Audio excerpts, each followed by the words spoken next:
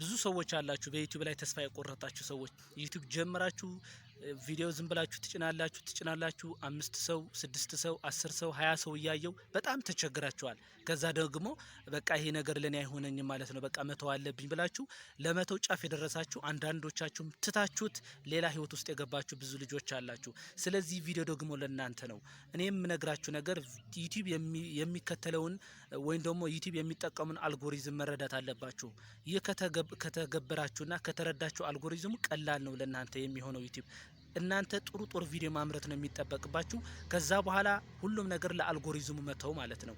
ስለዚህ የጀመራችሁትን ነገር ድግግሞሹንም መጠበቅ አለባችሁ። እንደዚህ ደግሞ ሰዓት ፖስት የምታደርጉበትን እንደዚህ ደግሞ እናንተ በተከታታይ ተመሳሳይ የሆኑ ሀሳቦችን ይዛችሁ በዩቲዩብ ቀጥተኛ የሆነ መደበኛ የሆነ ፕሮግራም ካወጣችሁ እመኑኝ ዩቲዩብ ለእናንተ ሲል ቪዲዮቻችሁን እንዲታዩ አያደርግም።